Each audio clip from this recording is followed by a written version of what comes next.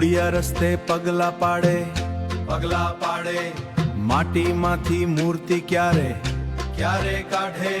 ચોપડાના પાના ખાલી ખમ છે